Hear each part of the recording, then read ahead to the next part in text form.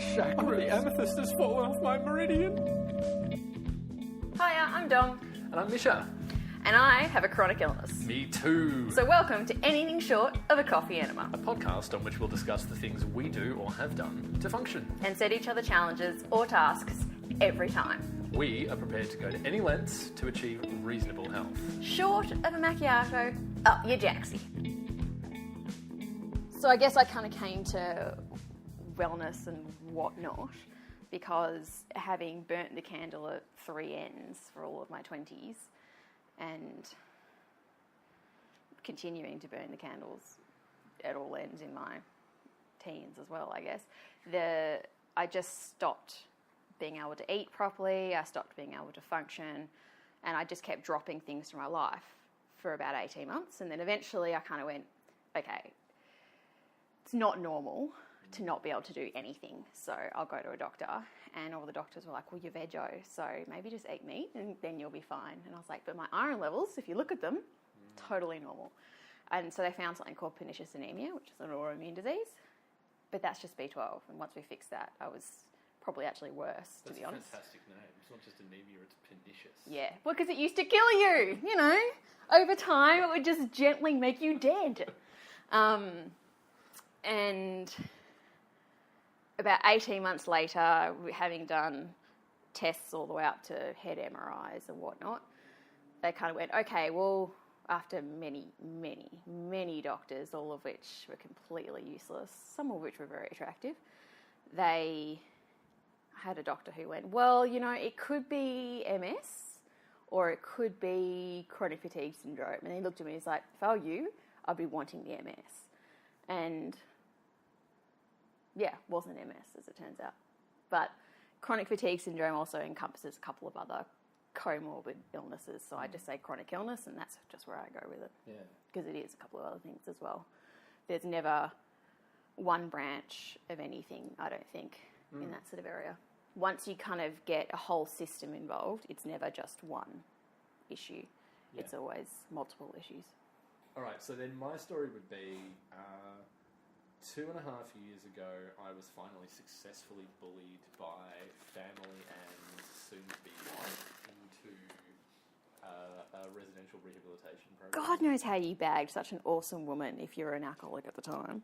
Can I just put that out there? You don't have to put that in there, obviously. Oh, no, that's absolutely fine. No, for sure. No, it was. Because she's fabulous. If I was gay, I'd try and take her over hands. Insane piece of extreme good fortune on my part and extreme patience. Masochism on hers. Possibly both. But anyway, so... Some people like to self-punish. Yeah. Many different ways. Yeah, indeed.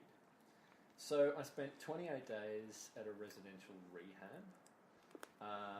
And at the end of that, I was sort of fired out straight into the 12-step system, which is good old-fashioned Alcoholics Anonymous. Although in my idiosyncratic way, I had a sponsor in Alcoholics Anonymous and attended Narcotics Anonymous meetings because I found them more interesting. It's exactly the same. It's precisely the same setup and everything else. Yeah, but you just needed to be different, didn't you? Maybe. But you were like, there's a path. I'm just going to go down this slightly dirty and, you know, little path along the side. No, we don't. Because it's more fun that way. No, we don't say dirty about people in Narcotics Anonymous. I not mean they're dirty. I just mean that it's not the path that everybody expected you to be on. It's a slight parallel. Quite. So anyway, I did that. It's the Russian in you. For ages and ages and ages. I think the Russian in me plus the other half, which is the Irish in me.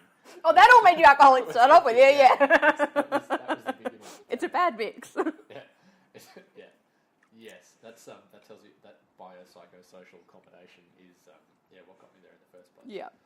So to be perfectly candid, the first kind of 9 months of that experience were a total blur, more or less, and a very, very frightening one. But at the end of that, I sort of felt like I was coming out from under a little bit of a cloud. I was taking more interest in myself. I wasn't just thinking about like running down the rails of what 12-step people told you and checking in with psychologists at the rehab. And I just started getting nerdy about the recovery area, and that introduced me to a lot of really sort of heterodox ideas. Holy shit, I've never heard that word, heterodox. What the hell is that? There you go. So it's a great word, and I need to stop and think about that for a second. It's the opposite of orthodox. So okay, yeah, right. In the, say, Christian sense, it means you follow the path. But yeah, straight and narrow. I was definitely not a straight and narrow kind of person. And where I ended up was reading stacks and stacks and stacks about recovery and recovery theories, and then sort of deciding to make a career out of it the best that I could. Yeah. So the place where I'm in now, I think that happens much, and not just in recovery in terms of addiction, it also recovery in terms of wellness is if you've had something and you've had to recover, I think people then going, oh, actually this has just kind of clicked somewhere and that's where I need to be.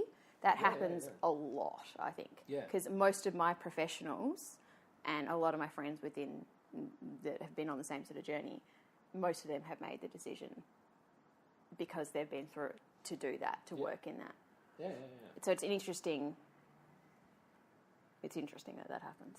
And it's a good thing too, I think, because one of the key reasons why, for example, for me going to a GP or even going to a psychologist wasn't effective was because I used to lie my head off about the amount that I would drink.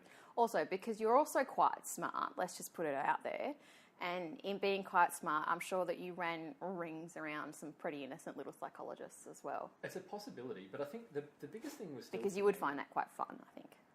But I didn't. I honestly didn't at the time. I was just profoundly dishonest about the amount that I was drinking. Yeah. So therefore they, to the extent that they were innocent little beings, they went looking for some other answer. Did no one ever just think that you were lying? Because I think lying to psychologists, certainly at the first little while, is pretty fucking common. I'm sure it would be. But I mean, whatever it was, perhaps it was a function of the psychologist that I went to, but they never seemed to twig, per se.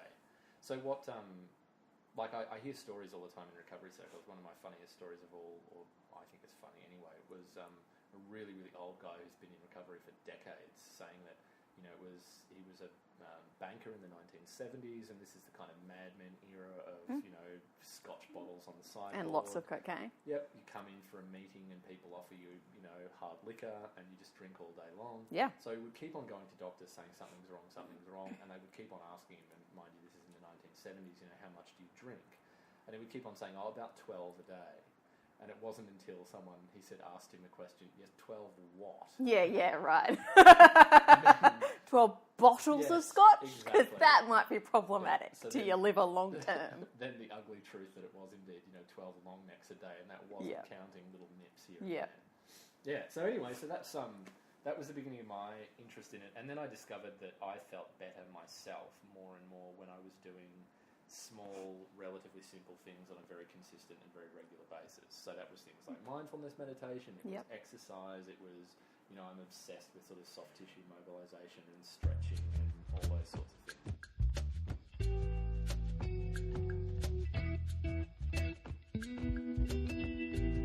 So we were talking about what books we may or may not want to review or whatever, and I have a book which has disappeared, sadly, called The Complete Guide to FODMAPs, or The Complete FODMAP Diet book, or something like that, by Sue Shepherd and some man who's irrelevant to me. Yeah, The Complete Low FODMAP Diet. There you go, that's the book.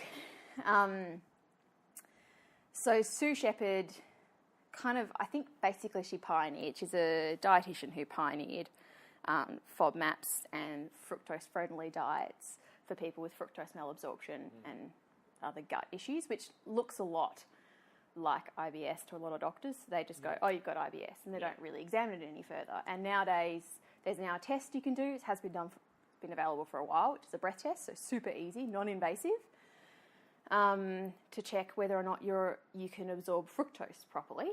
And if you can't, then they diagnose you with fructose malabsorption. And as part of my chronic illness, my gut doesn't work very well. So before I was diagnosed, they were like, oh, well, it's probably celiac. Oh, it's not celiac. Oh, well, it's probably fructose malabsorption. So it's not that. But go to this woman anyway, and she'll help you. So, and I'm really lucky that Sue Shepherd actually has a clinic, I'm going to say maybe 15 minutes from where I'm currently living, and I've never lived that far away from where I'm currently living. So Pretty easy for me to get into her and see her. Well, took a little while because she's very popular. So she's done a lot of work with Monash University creating what's called the FODMAP diet, which it's acronyms? Mm-hmm. That's the word, acronyms. So it all means basically that your body, instead of absorbing the sugar fructose properly into the gut, basically just sits there and ferments within the gut, which creates gas, which, that's bloating and that's fun and that's painful. It does break down into words. Would you like me to break it down into words? Please. Okay, so it means so FODMAP, FODMAP. Yep. Fermentable, which is the fermenting part, and I'm pretty sure that speaks for itself. It certainly does. Yep. Particularly to a reformed alcoholic. We know all about fermenting. Oligo, I'm not going to get the sounds right, all right? Saccharides, which is basically, they're all about structures of types of food. Yeah. So basically oligosaccharides are your main fructose. So things like cabbage, a lot of the fruits like nashi pears, probably your mangoes are in that category, a lot of those sort of things. Then you got your disaccharides, which is lactose. So all of your dairy, particularly your cream cheeses and stuff, your soft cheeses are really in there, pretty high. I'm really lucky in that actually lactose and I are great friends and we get along super well and I don't have a problem with them. Then you got your monosaccharides, which is basically your fructose on steroids. So it's all fructose things like high fructose corn syrup, honey, my personal nemesis, apples, anything that's just super, super, super high in fructose. And one of the ones that is, I'm not sure if it's a oligosaccharide or a monosaccharide, but for me, and it's a lot of people's problem, is wheat. Yeah. So when you get people saying that they're, and then you've got polyols, which is artificial sweeteners, and inulin, which is a dietary fibre. So when you've got people saying that they're gluten-free, often they're not gluten-free, they're not celiacs. Often they have a problem with wheat because they're FODMAP friendly. They have a FODMAP diet, which means a fructose-friendly diet, because wheat ferments in your gut quite easily, basically. So it doesn't mean that you can't have gluten. So I can have oats quite easily. I can have spelt to a certain degree quite easily, all that sort of stuff. But when I'm out with people at a restaurant, I say gluten-free, because then I know there's not going to be any wheat in it. Because if I have wheat, it just fucking kills me. Yeah. So that kind of gluten-free banner becomes a sort of useful shorthand. It becomes a really safe space. Yeah, for us fructose-friendly people. Yeah, right. And a lot of people that get put onto the FODMAP diet, I think maybe they just have IBS, but maybe it's helpful because they've probably got an overactive digestive system anyway.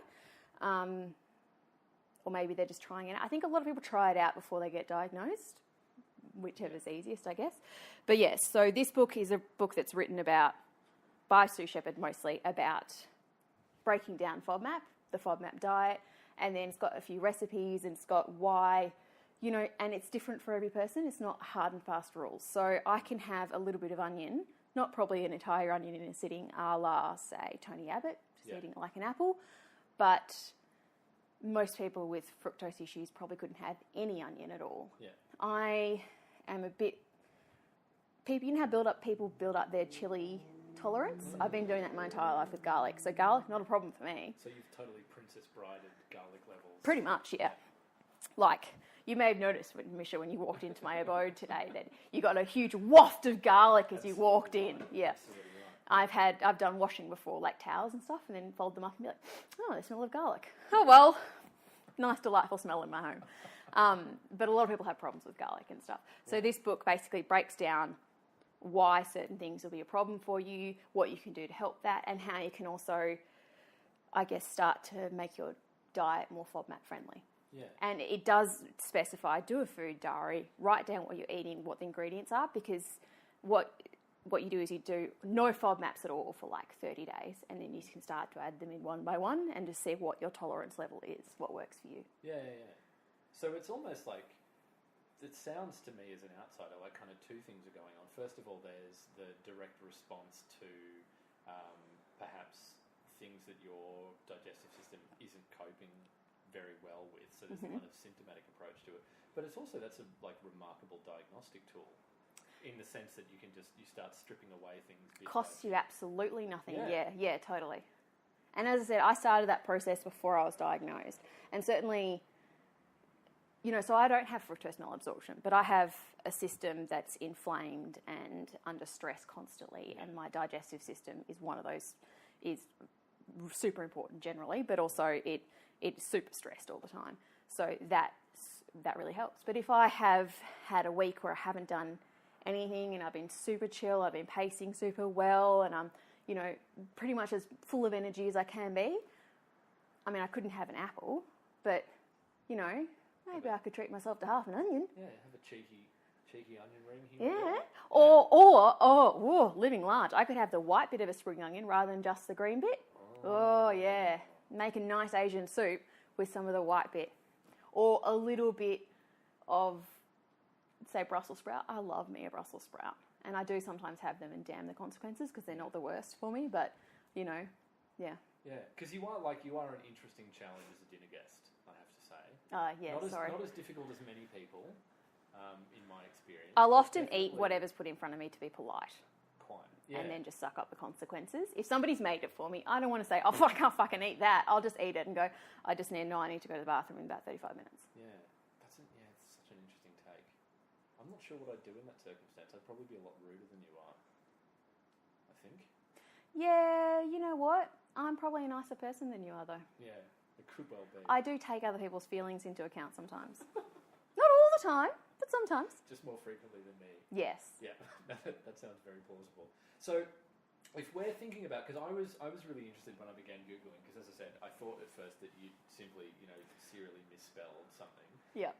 But then when I began Googling, I found the ideas very kind of interesting and transparent, first of all, quite easy to wrap your head around once you get accustomed to the polysyllables.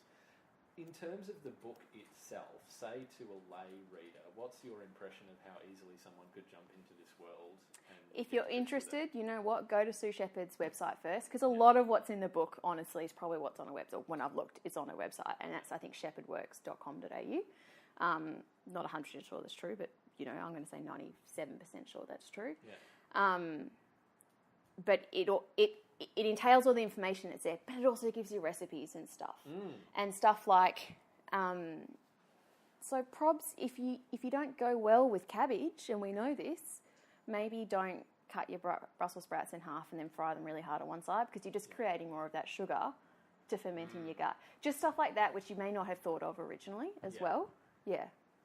So if you think you've got issues in that, or you're feeling a bit bloaty and windy and really good mates with your lavatory and your toilet paper company, then certainly look into the book. I think most libraries will probably have it on hand. I know certainly my local library does. Yeah.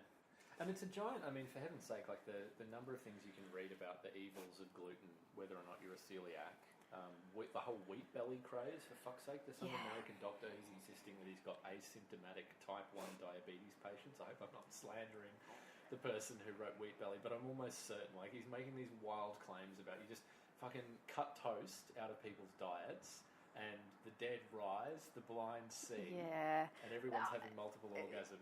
Look, one of the books I'm going to get you to read at some stage is called The Second Brain, and it's a book about the gut and the gut health, and it's super great. This is gut flora's influence on mood and desire and various other... On your entire nervous system, basically.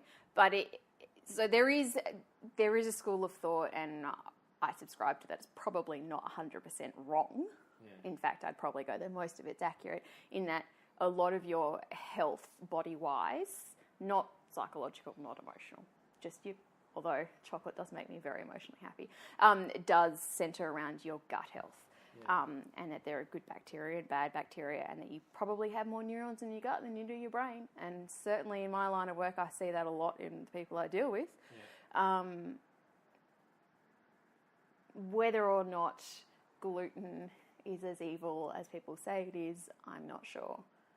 But I know that wheat can certainly be problematic for a lot of people. Yeah, yeah, and whether or not that's because we've farmed it and cajoled it into being something so different than what it was originally, I don't know, because spelt seems to be fine for a lot of people with FODMAP issues.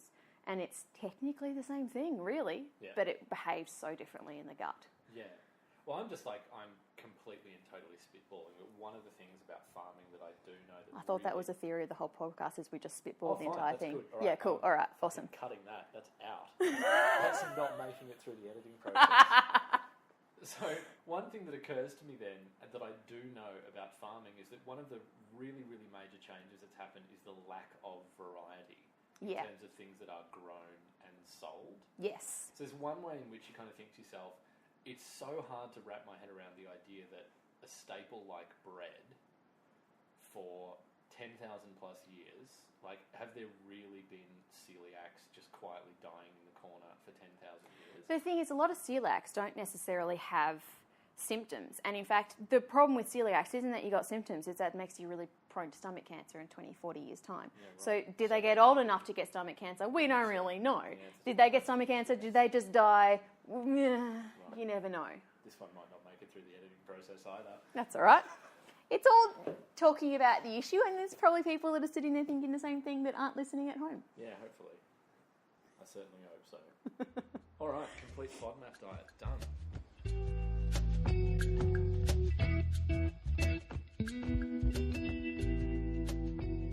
So I challenged you. I can't remember exactly how I phrased it. I think I phrased it in about 400 words. So I might try and condense that a little.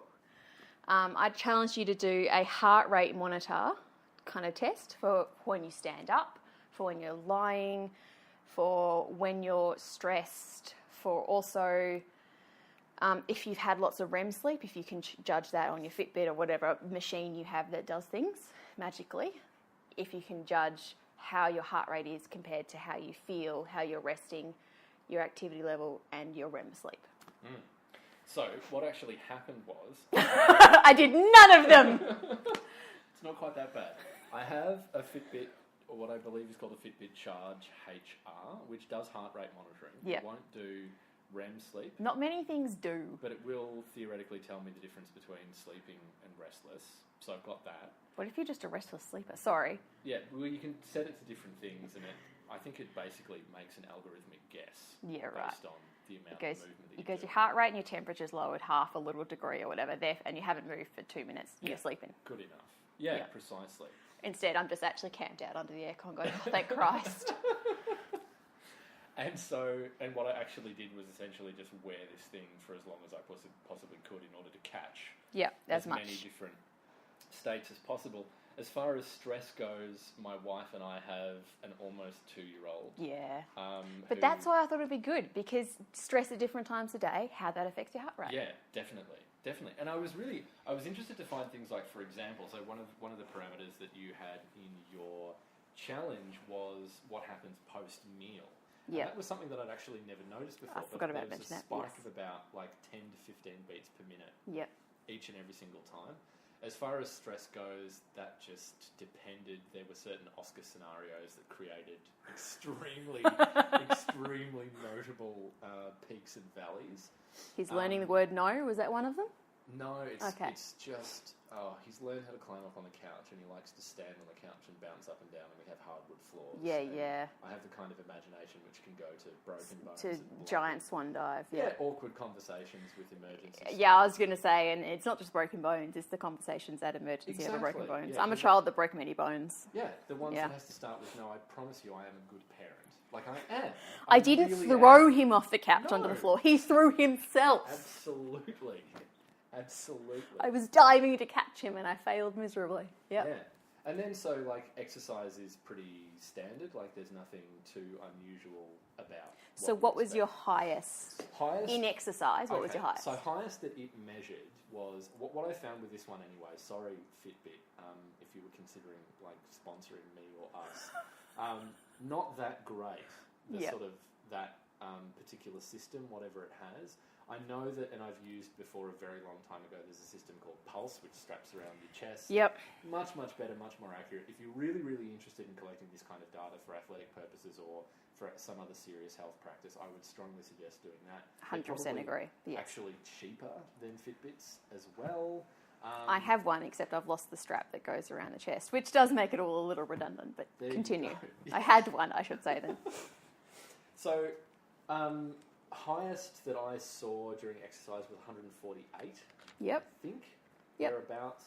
My resting is somewhere between 64 and 68, depending on the day, which I was very pleased to note, given my past is well within normal and acceptable, even for someone who's relatively, inathletic. What I really found, there were a couple of things. First of all, brilliantly and hilariously, we're doing a wellness podcast, and wearing a Fitbit for days on end actually caused temporary but disfiguring skin conditions. So, congratulations, first of all, on that. I love that. Sorry. Amount of pawpaw in order to get over this. Don't use the normal pawpaw. It's mostly petroleum jelly, which will make it warmer. Continue on. You've already done it. That's good to know. So there was that. The other thing that really interested me was I get the feeling that, at least for someone like me, I have a relatively regular and fairly regimented life just at the moment.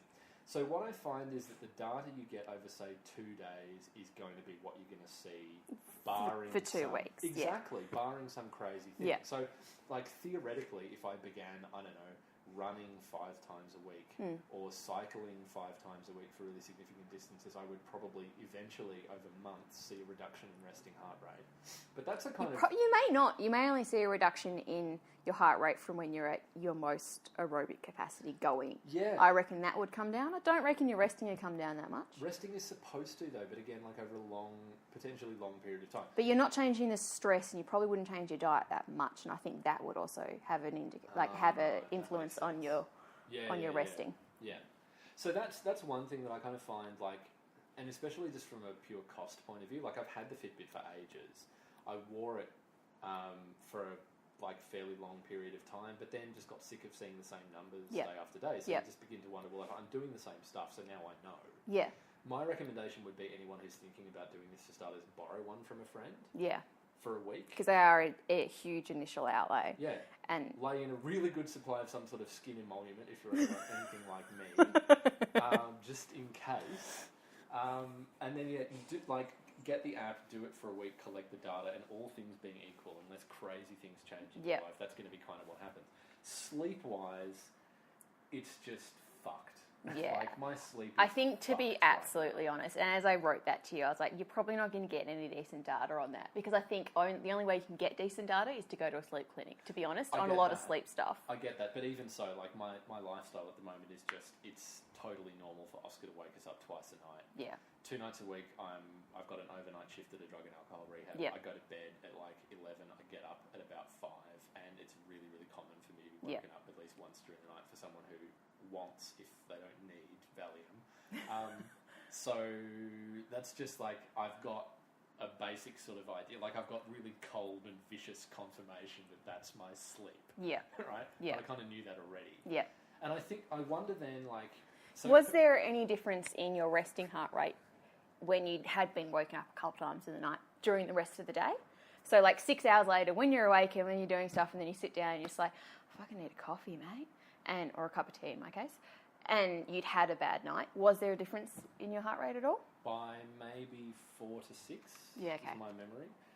That's pretty decent. Yeah, but the other thing is, again, I sort of suggest, I would think that, I'm guessing at least, that it's taking an average and calculating it on that basis. And sometimes, if Oscar wakes us up screaming, you wake up into heart rate in fat burn mode. Yeah. Fitbit. You're at 185, exactly. beats per minute. Yeah. And then down very quickly. But there's been good 45 seconds when you're basically going as fast as you can go. And that's happening to you at 2 o'clock in the morning. Yeah. So that's but it was really, again, I think it's a really interesting thing to do, but I think that it has a limited long-term application for the average person's life. Yeah. If you're super duper into fitness, if you really, really care about where can I get my heart rate during significant aerobic stress, and where do I actually want that number to be, it's going to be something that's quite good for you, although again I would probably say a Fitbit is not is not probably going to be the one that makes you happiest. Yeah. Another thing that I would say is, like, from the step counting, like, I get the strong impression that Fitbits are far more accurate than, like, a pedometer, for example. Yeah.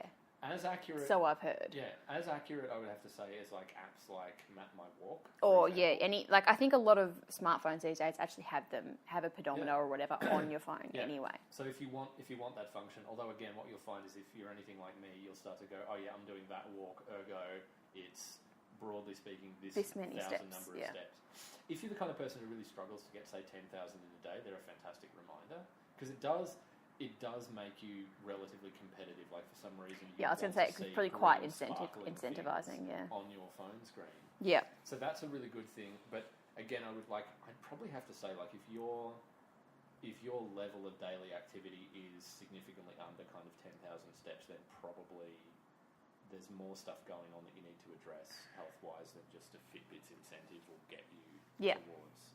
So I guess the reason I challenged you to this is because it was probably the first thing that I did in order to understand my body, in order to start my process of getting well, because I didn't really realise that my body... That was a great way of showing me my body's different on different days, I guess. Yeah. But also, I didn't realise that now I try and eat 3 hours before I go to bed, or 2 hours before I go to bed, because I know I'm going to get a heart rate spike, and then I'm going to be able to sleep better, or at least hopefully get to sleep better after a couple of hours because I've gone through that spike. And there's, so it also meant that I could go, okay, well, I know I did a lot yesterday and I'm feeling a bit shit today, and my heart rate is telling me that you are feeling a bit shit today. It's having to work a bit harder, which is a nice reminder. But it also, I could be wearing it at work or say at something that's even more stressful for me, doing the groceries. God damn it, that's stressful physically. And I could look at it and go, oh my God, I'm 136. I could set a target and go, I want to be 122, because I know that's probably not going to kick me over into feeling entirely shit tomorrow or the day after. Yeah. And just being able to kind of tune into your body in the different moments, in stress, in non-stress, all that sort of stuff, was, I think, a bit of a game changer for me to start off with. You've got then goals to do with those readouts, which were much more explicit and much more finely calibrated than mine could possibly have been. I went into this with kind of curiosity more than anything else, in terms of wanting to compare it to last time I regularly wore it. So how effective then did you find a piece of technology like a Fitbit per se in terms of your ability to start to regulate things? Not that great, in point of fact. What I found it helpful with was confirming what I thought I was feeling internally. So I could go, fuck, I feel like my heart's racing and I have not actually got out of bed yet. And I could go, yeah, it is. So actually, you know what? Stay in bed for another couple hours, because you obviously can't deal with the whole getting out of bed yet. Yeah. That sort of stuff. it would help confirm stuff. But actually using it every day, once I kind of understood when my body was good, when my body was bad, and it helped me make that connection between what you're feeling physically and acknowledging it and what your body is actually doing. That link, once it confirmed that, not so helpful to have on hand. Yeah.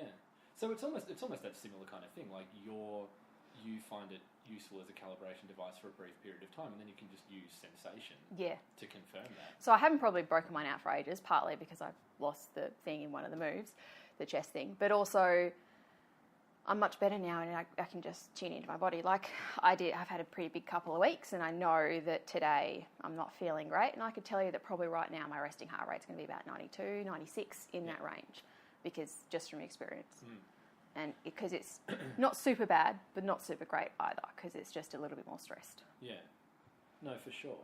And I bet that, like, I'd be prepared to place money on the fact that even someone who's a very, very serious, like almost professional level athlete would maybe start with something like a pulse.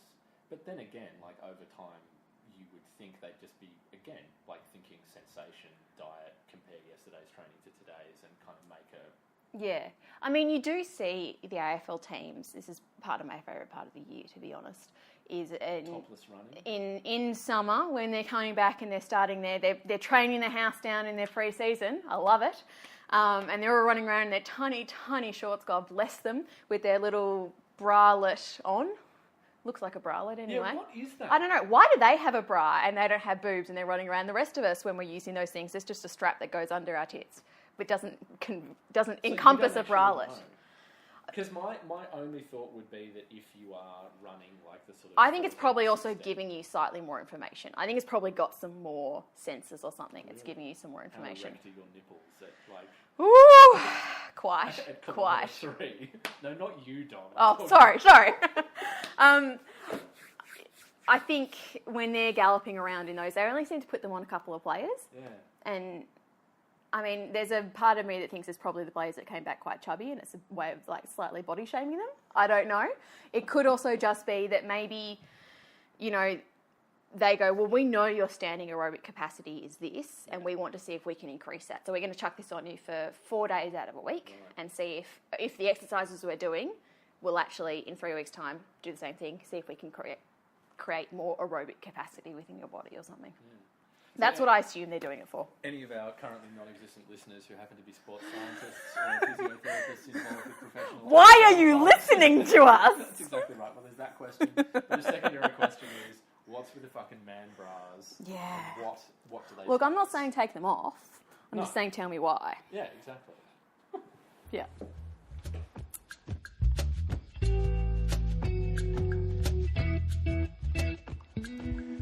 So, Dom, the challenge that I gave you was to engage with a free app called Smiling Mind. Mm-hmm. And the reason that I asked you to do this was essentially because I had, and I was curious to see how you found it and whether you found it helpful. Yep. So, and the idea of the challenges is that I do it every day, something small like Smiling Mind, I guess. Yeah. If the challenge was, say, a coffee enema. Prob's not every day for 2 weeks. So, Smiling Mind, I'm going to be honest up front and go, I've actually used it before, but I used it, I'm going to say, late 2013, early 2014, and I used it probably 3 or 4 times, and that was at my psych at the time recommended it because short-term memory issues, and she thought that'd be really helpful because mindfulness is super helpful for that. But I didn't have my pain under control at the time. Basically, that just made me super aware of the fact that I was in massive amounts of nerve pain. So I stopped that fairly quickly. Pain is under control now, and most of the time. And so I don't get that kind of negative feedback from it. So I was doing it, and you know what? I can see where it's got its place. I don't love it, I got to say. Yeah. Because as soon as I'm starting to get into it, it's too short. I want more. Or also, I want the choice to be able to go, can I have a female speaking to me? I don't have a problem with the male voice. He's a nice male voice. It's completely inoffensive. Sounds like some of my mates. But if I'm stopping and relaxing, as a woman that's a fairly hardcore feminist, and I spend a lot of my time engaging in the feminist world, I guess, I find it harder to entirely switch off. And also, I'm a fairly contrary little lady, maybe not little, and I don't like being told what to do, and I find that definitely comes more from if a man tells me what to do. I immediately go, no, fuck off. Yeah. So I found that hard, and I had to step over that, and I was stepping over that. I can step over that okay, but my main problem is I just didn't found, like, they're great for introduction into meditation and mindfulness because it's very palatable, very easy, very short and sweet, and you can do it when you're sitting on the tram on the way to work, and that works great. But I just found, even at the longer ones, it kind of, because they run from about kind of 4 or 5 minutes to the longest one I found was about 15 minutes, and maybe 16 technically. I just found at the last couple of minutes, you will hear the bell, and then you can go on your way with a smile on your mind, or whatever that phrase is, which is slightly annoying, but also makes me smile at the same time. Yeah. I was just like, I want more. I didn't find it enough. Yeah, fair enough. Yeah. And I guess we should say, like, the app itself is set up really as a teach you as you go introduction. Yes, so it is. So it takes you from literally kind of, you just hear 2 minutes. 2 minutes of someone saying, this is what we're going to be doing. Yeah. It's got tiny little programs that are a kind of suggestion for something to do, like write a letter to yourself, or get into journaling, or eat a piece of fruit, but really think about eating a piece of fruit. Think about the flesh. Yeah. It's all a little bit, yeah. Yeah. And I think for somebody, so I've got a family member who thrives on stress. She's got quite a high-powered job, and she's the main breadwinner in the family, and it is quite a high up-level job. But the reason she thrives at that is because she's somebody that if she's not stressed, she'll find something to stress about because that's her safe space, I guess. That's where she works best. And this would be great for her because I've tried to get her into meditate. I've tried to get her in Pilates, just like fitnessy type stuff that could then somehow get into de-stress yourself because you're going to have a heart attack at some stage. And that's all a bit confronting for her, but this I think she would really like. What I do like about the Smiling Mind is that it has really different sections for your age group for what you're trying to get out of it. So if you're an athlete, you can get something different out of it than if you're somebody like my family member who is just a stress head. And it's great for, it's got different levels for classroom teaching and stuff. So as an introduction to meditation and mindfulness, it's awesome. I found it frustratingly limiting. Yeah, no, I completely understand. I couldn't get over, like, for the sports performance part of it, which is a kind of separate program, I couldn't get over sort of gauging its effectiveness by watching what Australia was doing in the cricket, because who it was devised. Although, didn't we win the test yesterday? Well, I know, that's what I'm thinking. First Ashes test we won?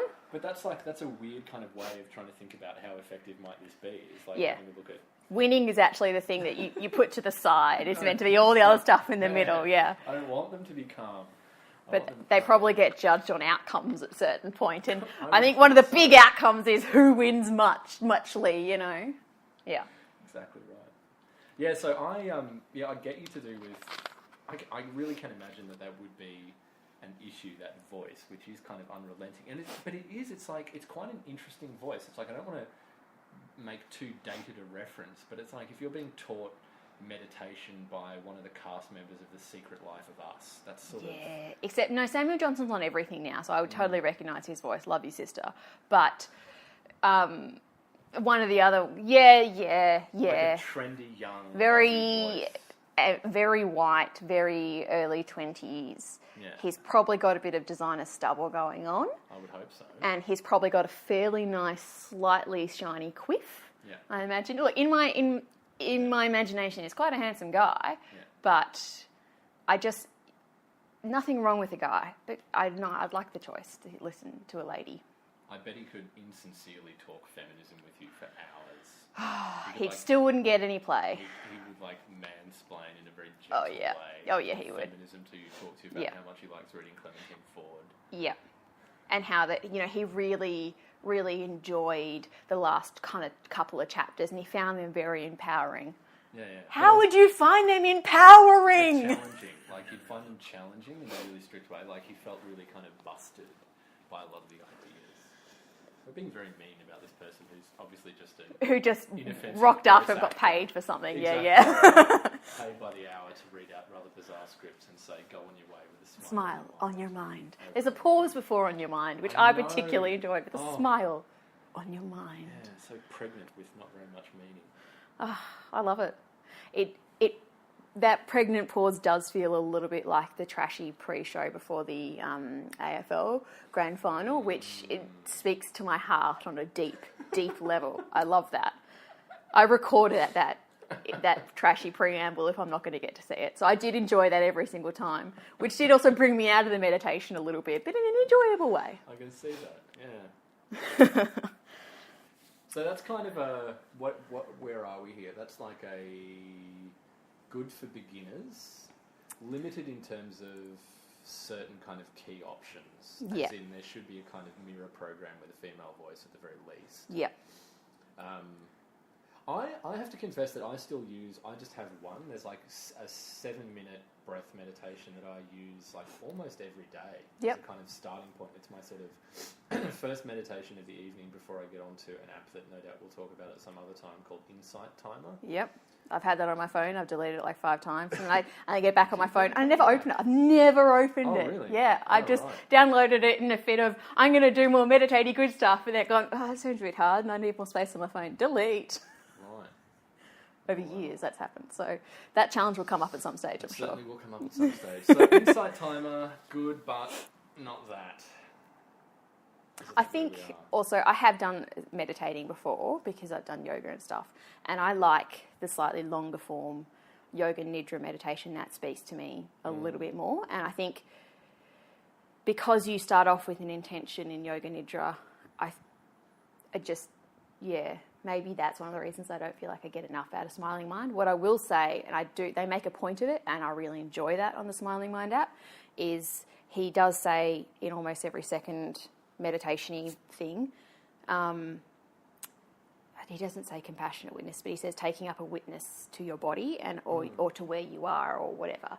And the idea of actually becoming a witness to yourself, I think, is super important in meditation. But I think it's also just super important in life, because you're not going to be... So in yoga, we call it the compassionate witness, but in certainly the yoga that I've done, it's what it's called. But generally being able to witness your body and kind of step away from it and go, okay, well, that really hurts today. Or I'm really tired and I obviously worked out too much and my butt's sore as hell today. So, just understanding that you're not going to be the same day today. That as a concept, trying to get that into people is really important, and they do not hammer it home, but they do slip it in all the time, which I think is great.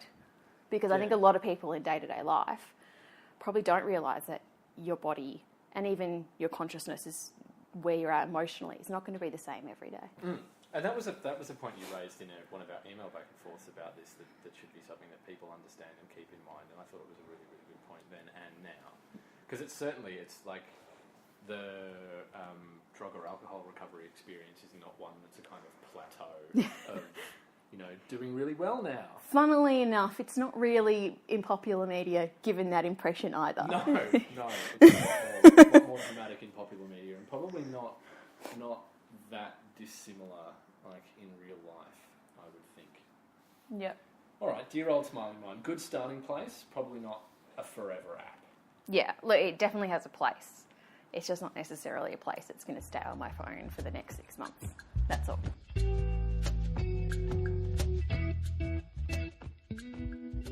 So the subject of my review chat is a service called MobilityWOD Pro.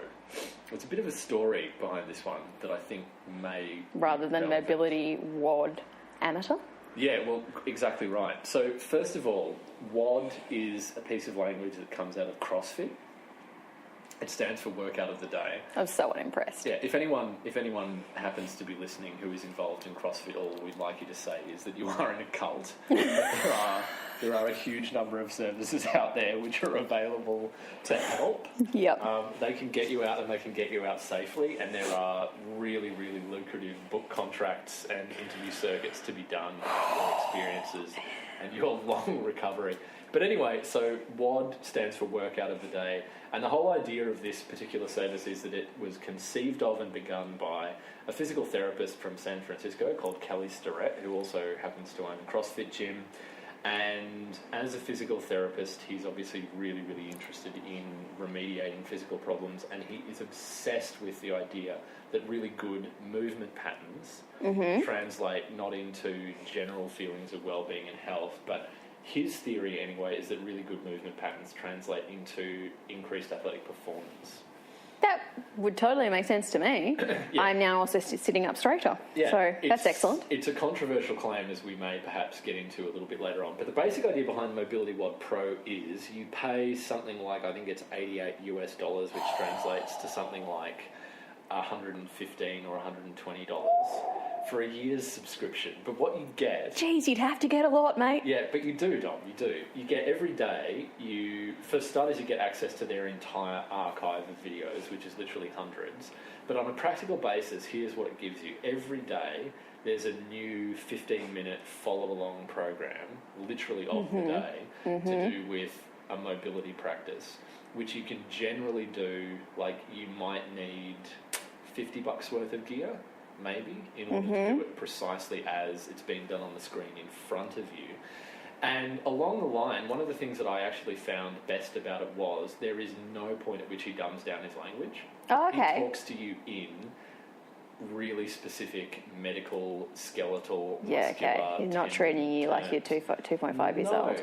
No, not at all. So you come away with much more knowledge of anatomy. You come away, something we've talked about today, with much more knowledge of the body as a system. Yep. So, for example, if he's going to give you 15 minutes on ankle mobility, he'll start by saying, right, if your ankle mobility is fucked up, it's probably because of something that's happening, yes, in the ankle, but also in the calf, quite possibly in the knee. And your hips might not be quite aligned properly, so on and so forth. So what you get this sort of sense of, he uses terms like upstream and downstream a whole lot. So we're talking about the knee upstream. That feels very San Franciscan. Yeah. It does. Yeah. Doesn't it just? Yeah. So that's the idea. What I would say a couple of things about it. I have had it for a year, don't intend to renew it. That's one thing to say. Is that because you've now got, say, responsibilities to finance your child's existing, life? Yeah. Because holy shitballs, that's expensive. Yeah. Like, you may get a lot, but can you cancel halfway through and get some of your money back if you don't use it that much? Like, I'm assuming you can. Okay. Put it into perspective, though. Like, I put it into perspective that that's what I pay on a yearly basis for Microsoft Office for the subscription package. Oh, you pay for that? That's so quaint. If we ever do get listeners, that's going to need to be cut. I have a dad that works in computers. You meant open office. It's open source software.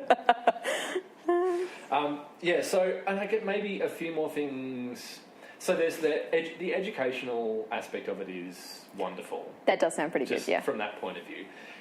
I have to say, as I said, it's not uncontroversial, the stuff that he says. So from what I can tell, there are kind of two broad strands in this area. There are people like Kelly Starrett who say you should do a certain amount of preparation before, say, physical activity. And by the way, all of this comes from the idea that CrossFit is really heavy on quite complex movements, like basic weightlifting. Yeah. So you have to be able to get into really strange... Seems to be lots of squatting. Yeah, absolutely. So you're getting into burpees. Yep. That's like a form of torture. Continue on, sorry. But you're getting into these kind of real end range of motion positions that are challenging, frankly, without weight being involved. Yeah. And are loaded with a tremendous amount of weight. But it seems like people are doing them at almost like the start of their fitness journey. Quite. Yeah. But it does work out really well for certain people, not to slander them, but, have you seen pictures of Alison Tobin recently, for example? Yes. They're looking fantastic. I will give you that. Totally and completely intrinsically altered. Hello, Alison Tobin. Yeah. What's up? Kelly Starrett would say that, for example, you should do a certain amount of preparation before doing those movements, and he would further argue that if you train your movement patterns to the point where they're kind of textbook perfect, that'll translate into you being able to lift more weight. Because those muscles will be stronger at holding that position longer, which means that they can probably take a bit more weight if you shorten the length or whatever. That's part of it, but also he claims that if you get into a position, say you're at the bottom of a squat and you're going to stand up and you've got weight on your back. Yes, it's like my nightmare position. Continue. Quite. So his theory would be that if you're in a mechanically perfect position by his lights, you're in a position to exert more force on the weight and therefore move it more efficiently. In really simplistic terms, that's what he would claim. There's this whole other school that says if you want to get into a squat with a whole lot of weight on your back, what you do is you start with a tiny amount of weight, you squat to the depth that you can, you add more weight, you just keep on fucking doing it. What? Or you squat, you get your position perfect, and then you put the camel on top. Kind of, yeah. So there's an argument which goes kind of like small increments. So Kelly Starrett says you can make short-term changes to your soft tissues, which you can then translate into your movement patterns and make them more permanent.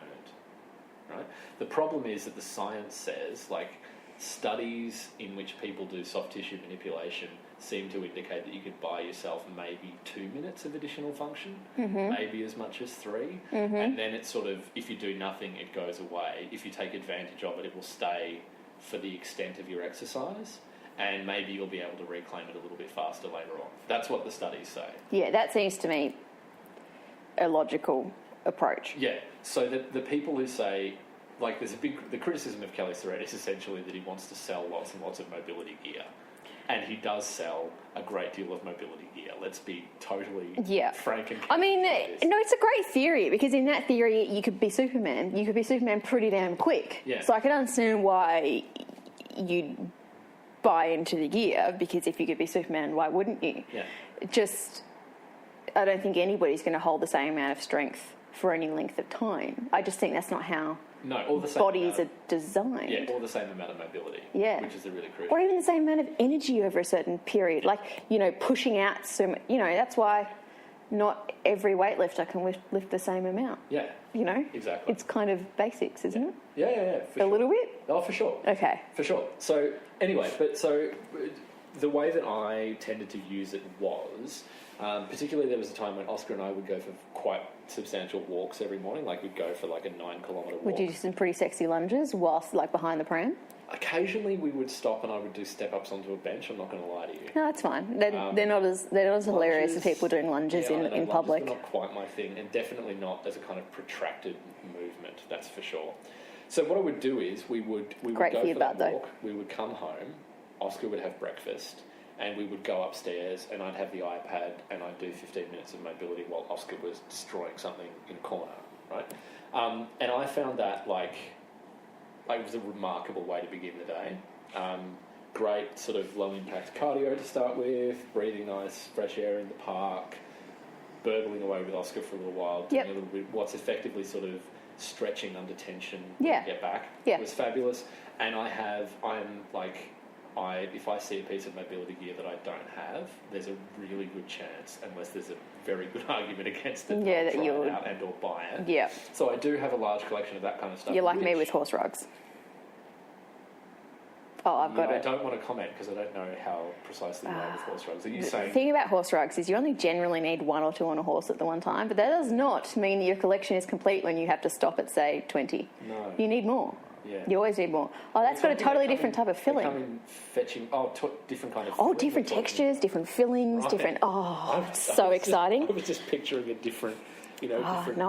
No. Oh. Sorry, I've just gone into horse dreaming land for a second. No, because I can't wait till we have a good conversation about your equestrian past and most particularly the injuries you've picked up during that. That's going to be a really fun chat. Yeah, my body don't work so good no more. So chiefly what I use the mobility stuff for now is I have a kind of nighttime routine where I'll do like 10 to 15 minutes of foam rolling or rolling around on a little cross ball or using various other torture instruments. Then I do mindfulness, then I go to bed. And I have noticed an enormous difference in terms of the speed with which I fall asleep. Oscar aside, the depth and refreshing nature of the sleep that happens as a result, all this kind of stuff. So I guess he would be my Can I just qualify all this with one question? Did you have any pre-existing niggles or issues within your body before you did all this? Diagnosed as in with a physio. So, left shoulder is not brilliant and has been remediated somewhat by this kind of stuff. But that's a complicated kind of thing to talk about because lots of stuff has gone on with the shoulder. A little bit of physio and an awful lot of just concentrating a little bit more on that side when I exercise. Yeah. So lots of stuff has gone on. Not wearing your handbag on that side every day. 100%. Yeah. 100%. Yeah. Or swinging the handbag with the right arm exclusively as I walk. That kind of thing, precisely. But what I would say is, like, when people, on the rare occasions that I get a back rub, people comment very glowingly about the... Is it only your wife? That's why I said rare occasions. About the pliability of my musculature. That's such an odd thing to comment on. My Misha, how pliable your muscles are today. That's exactly right. Listen, I take any compliment I can get, Dom, and I don't care whether it's the pliability of my spinal erectors or whatever else it might be. So there's that. But the other thing is, like, just from a short-term point of view, it feels fucking great. Good, yeah. Like, it starts off feeling agonisingly painful, and whether all you're buying is kind of 2 minutes of actual physical improvement, which I think is highly plausible as a kind of, that's what you get unless you do something with it to kind of cement that physical motion. That on its own is worth the price of admission as far as I'm concerned. Learning how to do it so that you're not worried that you're going to fuck yourself up is not... Well, that's why I was asking if you had any injuries, because I think you need to, or any niggles or whatever, I think you certainly need to be and it sounds like he's good at explaining how things work and go together. He's obviously played the board game Operation, and he gets at things or connect, ligaments, joints, whatever. Because if you just work in one thing in isolation, and if you have got, say, if you're working on your hip joint or whatever, and you've got scoliosis at the top of your back, those two things are obviously related. Yeah. And if you're not taking that into account, you can do more damage. So as long as he's targeting so that he can first do no harm, I guess, then it sounds pretty great.